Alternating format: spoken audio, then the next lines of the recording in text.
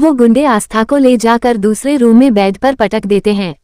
आस्था वहां से भागने की पूरी कोशिश करती है लेकिन उसकी कोशिश काम नहीं आती। तभी वहां युवराज आ जाता है। युवराज ने आस्था को देखते हुए कहा, कोई फायदा नहीं है, तुम यहाँ से नहीं भाग सकती और आज मैं तुमसे उस दिन का बदला लूंगा। उस दिन तुम्हारे पति ने जो मेरे साथ किया उसकी भरपाई तुम करोगी, और वैसे भी तुमसे शादी मैं करने वाला था तो तुम पर पहला हक मेरा बनता है और वो हक आज मैं लेकर रहूंगा। इतना बोलकर युवराज आस्था की तरफ बढ़ने लगता है तो आस्था ने उसे रोकते हुए कहा, ये जो तुम कर रहे हो वो तुम्हारे लिए अच्छा नहीं होगा। अर्जुन तुम्हें छोड़ेंगे नहीं, अगर तुम जिंदा रहना चाहते हो तो अभी भी वक्त है, ये सब बंद कर, नहीं तुम्हारी कब्र यहीं खुद जाएगी। आस्था की बात सुनकर युवराज ने राक्षस की तरह हंसते हुए कहा, तुम्हारा पति सपने भी यहाँ नहीं पहुँच सकता तो तुम मुझे धमकी देना बंद करो, अपने बारे में सोचो। इतना बोलकर युवराज आस्था की तरफ बढ़ जाता है। युवराज को अपने पास आते देखकर आस्था काफी डर जाती है। उसे समझ नहीं आ रहा था कि अब वो क्या करे। वहीं दूसरी तरफ अर्जुन को अपने एक खास आदमी से युवराज के बारे में पता लग गया था तो वो बिना वक्त गंवाए वहां से आस्था को लेने के लिए निकल जाता है। अर्जुन इस वक्त काफी गुस्से में था। उसकी आंखें इस वक्त आग उगल रही थी। उसे खुद नहीं पता था कि वो युवराज के साथ क्या करेगा। वहीं आस्था ने अब रोते हुए कहा, युवराज प्लीज मुझे यहाँ से जाने दो, मैं तुम्हारे आगे हाथ जोड़ती हूँ।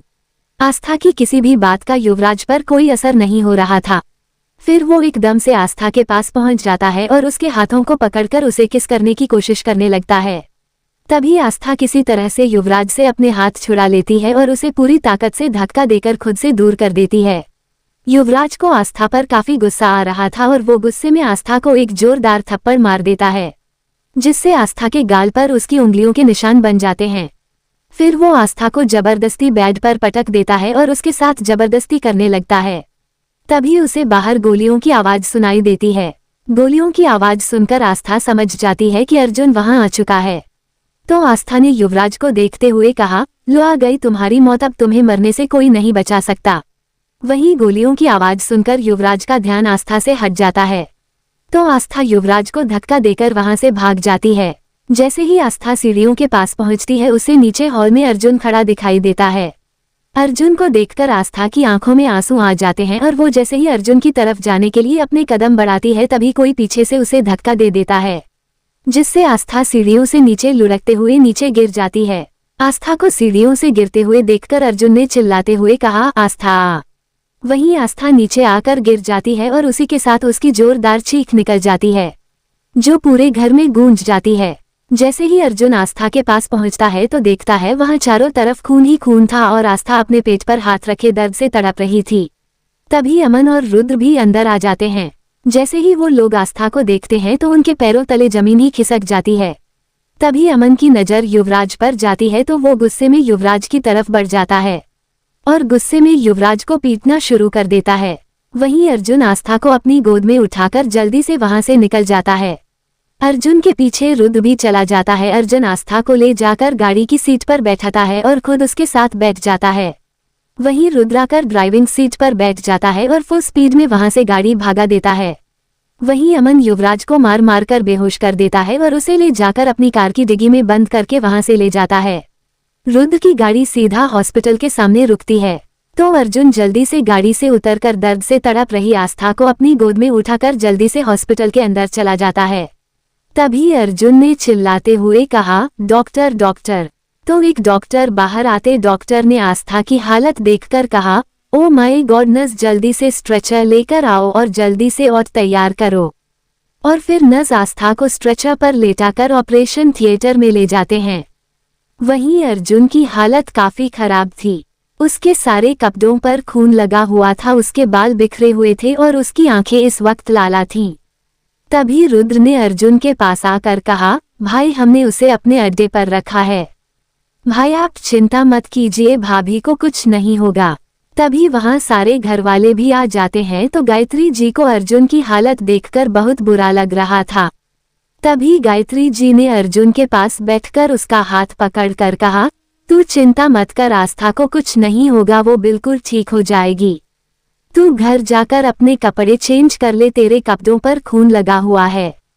तो अर्जुन ने मना करते हुए कहा, नहीं माँ, मैं कहीं नहीं जा रहा, जब तक आस्था की हालत के बारे में पता नहीं चलता तब तक मैं यहाँ से कहीं नहीं जाऊंगा। अर्जुन की बात सुनकर गायत्री जी चुप हो जाती हैं। उन्हें खुद समझ नहीं आ रहा था कि वो अर्जुन से क्या कहें। तभी एक नर्स ऑपरेशन थिएटर से बाहर आती है तो अर्जुन ने नर्स के पास जाकर पूछा, अब मेरी वाइफ कैसी है? तो नर्स ने कहा, देखिए मिस्टर राठौर, आपकी वाइफ की हालत ठीक नहीं है। उनका काफी खून बह चुका है। हम माँ और बच्चे में से किसी एक को बचा सकते हैं। हम पूरी कोशिश कर रहे हैं कि हम दोनों को बचा लें। नर्स की बात सुनकर अर्जुन ने गुस्से में कहा, मुझे कोशिश नहीं, रिजल्ट चाहिए, वो भी पॉजिटिव। अगर मेरी वाइफ को कुछ भी हुआ तो मैं इस हॉस्पिटल को जलाकर राख कर दूंगा। अर्जुन की बात सुनकर वो नर्स डर जाती है। तभी गायत्री जी ने अर्जुन को शांत करते हुए कहा, अर्जुन शांत हो जा, वो लोग अपनी तरफ से कोशिश कर रहे हैं ना, कुछ नहीं होगा। आस्था को तू इतना गुस्सा मत कर। वो नर्स वहां से चली जाती है। लगभग 3 घंटे बाद डॉक्टर ऑपरेशन थिएटर से बाहर आते हैं। तो अर्जुन जल्दी से डॉक्टर के पास जाकर पूछता है, डॉक्टर मेरी वाइफ कैसी है, वो ठीक तो है ना? तो डॉक्टर ने अर्जुन को देखते हुए कहा, जी मिस्टर राठौर, आपकी वाइफ खतरे से बाहर हैं, लेकिन आई एम सॉरी, हम आपके बच्चे को नहीं बचा पाए। डॉक्टर की बात सुनकर अर्जुन को एक झटका लगता है और वो बिल्कुल टूट जाता है। अर्जुन के कानों में डॉक्टर के कहे हुए शब्द ही गूंज रहे थे। अर्जुन को कुछ समझ नहीं आ रहा था कि वो क्या करे। वहीं घरवाले भी ये न्यूज़ सुनकर टूट जाते हैं। तो गायत्री जी ने डॉक्टर से पूछा, डॉक्टर क्या हम आस्था से मिल सकते हैं? तो डॉक्टर ने कहा, जी जरूर, लेकिन फिलहाल वो बेहोश हैं, होश में आने में टाइम लगेगा। इतना बोलकर वो डॉक्टर वहां से चला जाता है। तभी नर्स आस्था को ऑपरेशन थिएटर से वीआईपी रूम में शिफ्ट कर देती हैं। तो सब लोग एक एक करके आस्था को देखने चले जाते हैं। तभी गायत्री जी ने अर्जुन से कहा, अर्जुन तू भी जाकर आस्था से मिले, तू यहाँ क्यों बैठा है? गायत्री जी की बात का अर्जुन ने कोई जवाब नहीं दिया। वो बस उसी तरह बैठा शून्य में देखे जा रहा था। तभी गायत्री जी ने कहा, अर्जुन तुझे हो क्या गया है? मैं तुझसे कुछ बोल रही हूँ लेकिन तू मेरी बात का कोई जवाब नहीं दे रहा। तो अर्जुन उसी तरह नीचे देखते हुए कहा, क्या जवाब दूं माँ, मेरे पास कोई जवाब नहीं है। मैं आस्था से किस मुंह से मिलने जाऊं? जब वो पूछेगी कि हमारा बच्चा कहाँ है तो मैं क्या बोलूंगा कि मैं हमारे बच्चे को नहीं बचा पाया। मैंने उससे वादा किया था कि मैं उसका और हमारे बच्चे दोनों का ख्याल रखूंगा, लेकिन मैं ऐसा नहीं कर पाया माँ, मैं हार गया। तो गायत्री जी ने अर्जुन को समझाते हुए कहा, अर्जुन इसमें तेरी कोई गलती नहीं है, तूने तो पूरी कोशिश की थी ना, लेकिन शायद भगवान को ही ये मंजूर नहीं था। तू एक बार आस्था से मिल तो ले, इस वक्त उसे सबसे ज्यादा तेरी जरूरत है। अगर तू उसके पास नहीं जाएगा तो कौन उसे संभालेगा? इस वक्त उसे सबसे ज्यादा तेरी जरूरत है। गायत्री जी की बात सुनकर अर्जुन ने कहा, शायद आप सही कह रही हैं माँ, मुझे आस्था के पास ही होना चाहिए। इतना बोलकर वो आस्था के रूम में चला जाता है। वहां जाकर अर्जुन देखता है आस्था बेड पर लेटी हुई थी और अभी भी बेहोश थी। तो अर्जुन जाकर आस्था के पास बैठ जाता है और फिर आस्था के हाथ को अपने हाथ में पकड़कर कहता है, आई एम सॉरी आस्था, मुझे माफ कर दो, मैं हार गया। जब अर्जुन के आंसू आस्था के हाथ पर गिरते हैं तो उसकी हाथों की उंगलियां हिलने लगती हैं और आस्था को होश आने लगता है। जैसे ही अर्जुन आस्था की तरफ देखता है तो वो धीरे धीरे अपनी आंखें खोल रही थी। तो अर्जुन वहां से डॉक्टर को बुलाने चला जाता है। कुछ देर बाद डॉक्टर आस्था को चेक करके चले जाते हैं। जैसे ही डॉक्टर बाहर पहुंचते हैं तो अर्जुन उनसे पूछता है, अब वो कैसी है? तो डॉक्टर ने कहा, अब वो ठीक हैं, अब आप उनसे मिल सकते हैं। डॉक्टर के कहने पर अर्जुन तुरंत आस्था के रूम में चला जाता है। जैसे ही अर्जुन अंदर पहुंचता है तो आस्था उसे देखकर रोने लगती है। तो अर्जुन ने आस्था के पास पहुंचकर कहा, आस्था सब ठीक है, तुम सेफ हो। तो आस्था ने अर्जुन के गले लगकर रोते हुए कहा, अर्जुन हमारा बच्चा, आई एम सॉरी, ये सब मेरी वजह से हुआ है। मैं हमारे बच्चे का ख्याल नहीं रख पाई, हमने उसे खो दिया। मुझे आपकी बात मान लेनी चाहिए थी लेकिन मैंने आपकी एक भी बात नहीं मानी और ये सब हो गया। तो अर्जुन ने आस्था को चुप कराते हुए कहा, आस्था इसमें तुम्हारी गलती नहीं है, तो प्लीज रोना बंद करो। अगर तुम ऐसे रोओगी तो तुम्हारी तबीयत और खराब हो जाएगी, प्लीज। अर्जुन के चुप कराने पर भी आस्था रोए जा रही थी और फिर कुछ देर बाद उसी तरह रोते हुए सो जाती है। तो अर्जुन आस्था को अच्छे से लेटा देता है और फिर गुस्से में वहां से चला जाता है। अर्जुन को गुस्से में जाता देखकर दादी अर्जुन से पूछती है, अर्जुन तुम इस वक्त कहाँ जा रहे हो? तो अर्जुन ने कहा, मुझे कुछ जरूरी काम है, वही करने जा रहा हूँ। तो अर्जुन के पापा ने कहा, ऐसा कौन सा जरूरी काम है तुम्हें? तुम्हारी बीवी यहाँ हॉस्पिटल में है और तुम्हें अपने काम की पड़ी है। तो अर्जुन ने गुस्से में उन्हें देखते हुए कहा, ये बात मैं आपको बताना जरूरी नहीं समझता और मुझे भी पता है कि मेरी बीवी इस वक्त हॉस्पिटल में है और मुझे क्या करना है क्या नहीं ये आप मुझे ना ही बताएं तो ही बेहतर है। इतना बोलकर अर्जुन बिना किसी की बात सुने वहां से चला जाता है। अर्जुन इस वक्त काफी गुस्से में था और वो फुल स्पीड में गाड़ी चला रहा था। कुछ देर बाद उसकी गाड़ी एक खंडहर के पास रुकती है और वो गाड़ी से उतरकर सीधा अंदर चला जाता है। जैसे ही वो अंदर पहुंचता है तो उसे अमन वहीं मिल जाता है। अमन को देखकर अर्जुन ने कहा, कहाँ है वो? तो अमन अर्जुन को अपने साथ ले एक कमरे में जाता है जहाँ अंधेरे में कोई कुर्सी पर बांधा हुआ था और उसके सामने एक खाली कुर्सी रखी हुई थी। तो अर्जुन सीधा जाकर उस कुर्सी पर बैठ जाता है।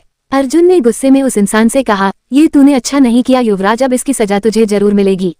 तो युवराज ने पागलों की तरह हंसते हुए कहा, मैंने जो किया उसका मुझे कोई अफसोस नहीं है, मैंने तो अपना बदला लिया है तुझसे। तूने उस दिन आस्था को मुझसे छीना था और आज मैंने तुझसे तेरे बच्चे को छीन लिया। तुझे इस हालत में देखकर मुझे काफी सुकून मिल रहा है।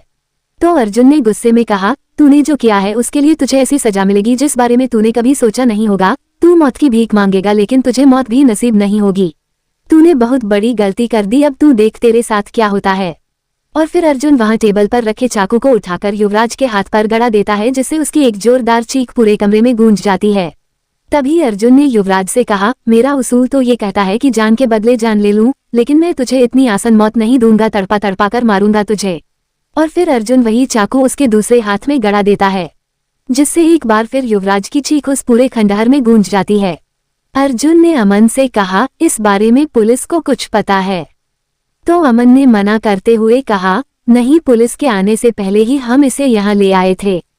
तो अर्जुन कहा, अब इसे इतना टॉर्चर करो कि ये अपनी मौत की भीख मांगे, लेकिन मौत इसे नसीब ना हो। इसने जो दर्द आस्था को दिया है न, उससे कई गुना ज्यादा दर्द इसे होना चाहिए।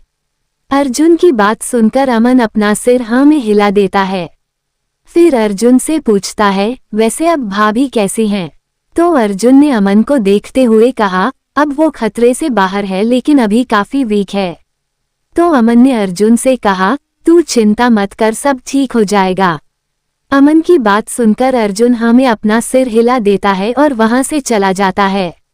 अर्जुन पहले सीधा महल जाता है। वहां जाकर सबसे पहले वो फ्रेश होकर अपने खून से लथपथ कपड़े बदलता है और फिर हॉस्पिटल के लिए निकल जाता है। इस वक्त सब लोग हॉस्पिटल में ही थे। हॉस्पिटल जाकर अर्जुन ने घर वालों से कहा, आप लोग घर जाए, आस्था के पास मैं यहाँ हूँ। तो गायत्री जी ने कहा, लेकिन अर्जुन तू सुबह से ऐसे ही घूम रहा है, कुछ खाया पिया भी नहीं है और अब हॉस्पिटल में सारी रात जागेगा तो तेरी तबीयत खराब हो जाएगी, तू घर जा, मैं यहाँ रुक जाती हूँ। तो अर्जुन ने मना करते हुए कहा, नहीं माँ, आप जाए, आपकी तबीयत पहले से ही ठीक नहीं है और आप मेरी चिंता मत कीजिए, मुझे आदत है, मेरी तबीयत को कुछ नहीं होगा, मैं यहीं रुकूंगा। अर्जुन की बात मानकर सारे घरवाले चले जाते हैं, लेकिन शिवी ने अर्जुन से मना करते हुए कहा, मैं कहीं नहीं जाऊंगी, मैं भी यहीं रुकूंगी दी के पास। पहले तो अर्जुन ने शिवी से मना किया लेकिन फिर उसकी जिद के आगे उसे मानना ही पड़ा। शिवी और अर्जुन दोनों वहीं आस्था के पास रुक गए थे। शिवी वहीं आस्था के रूम में पड़े सोफे पर बैठी हुई थी और अर्जुन आस्था के बगल में। तभी आस्था की नींद खुल जाती है तो वो बैठने की कोशिश करने लगती है। तो अर्जुन ने उसे मना करते हुए कहा, आस्था क्या कर रही हो, इस वक्त तुम्हें आराम की जरूरत है तो लेती रहो। सीढ़ियों से गिरने की वजह से आस्था का एक पैर भी फ्रैक्चर हो गया था और अभी उस पर प्लास्टर लगा हुआ था। आस्था ने बैठने की कोशिश करते हुए कहा, मैं ठीक हूँ, बस कुछ देर बैठना है मुझे। तो अर्जुन उसे सहारा देकर बैठा देता है। आस्था का चेहरा इस वक्त मुरझाया हुआ था और उसकी आंखें सूनी सूनी सी लग रही थीं। तभी शिवी ने आस्था के पास आकर कहा, दी अब आप कैसा फील कर रहे हो? शिवी की आवाज सुनकर आस्था ने शिवी की तरफ देखते हुए कहा, पहले से ठीक लग रहा है, वैसे तू यहाँ क्या कर रही है, घर क्यों नहीं गई? शिवी ने आस्था का हाथ पकड़कर कहा, दी जब आप यहाँ हो तो मैं घर कैसे जा सकती थी? तभी रूम का दरवाजा खुलता है और रुद्र अंदर आता है। रुद्र को देखकर अर्जुन उससे पूछता है, रुद्र तू यहाँ क्या कर रहा है? तो रुद्र ने अपने हाथ में पकड़े बैग की तरफ इशारा करते हुए कहा, भाई वो बड़ी माँ ने इसमें खाना भेजा है, आपने सुबह से कुछ खाया नहीं है इसलिए आप कुछ खा लीजिए। तो अर्जुन ने कहा, रख दो मैं बाद में खा लूंगा। अर्जुन के कहने पर रुद्र उसे टेबल पर रख देता है।